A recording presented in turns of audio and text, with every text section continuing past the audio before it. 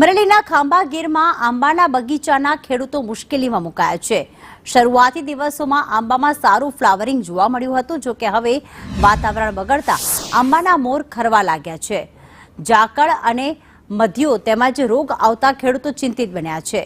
ઇજારેદારોએ શરૂઆતમાં સારું ફ્લાવરિંગ જોઈ બાનું આપી આંબાના બગીચા રાખી લીધા હતા, જો કે હવે રોગચાળો આવતા ઇજારાદારો નાસીપાસ થઈ રહ્યા છે, જેના કારણે ખેડૂતો મુશ્કેલીમાં મુકાયા છે।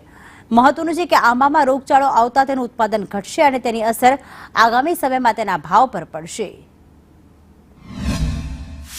છેલ્લા 15 થી 20 દિવસથી એવો રોગ આવ્યો છે, ઝાકળ આવે છે, થોડા દિવસ પવન બહુ ઉડ્યો હતો, એના હિસાબે મોરમાં રાખોડીનો રોગ આવ્યો છે અને મોર બધો ખરી જાય છે। અંદર કેરી જે મગ્યો બાંધવો જોઈએ ઝીણી કેરી એ હાવ ડાખલા થઈ જાય છે। 15-20 દિવસ થાય એવો રોગ આવ્યો છે કે બધું ખરી જાય છે અને 20-25 મણની આશા હતી એક આંબે થાય એવી, પણ અટાણે 5-10 મણે થાય એવું નથી।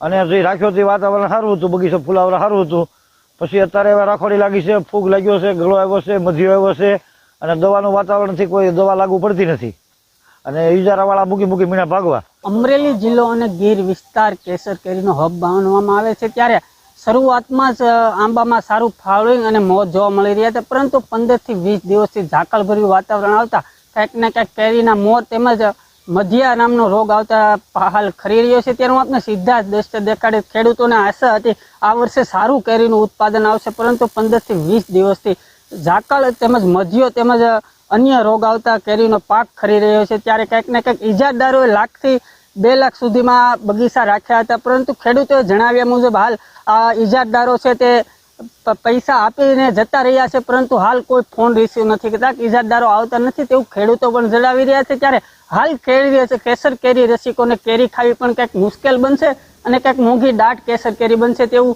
પણ જોવા મળી રહ્યું છે। ભાવિક કલસરિયા, સંદેશ ન્યૂઝ, ખાંભા, અમરેલી।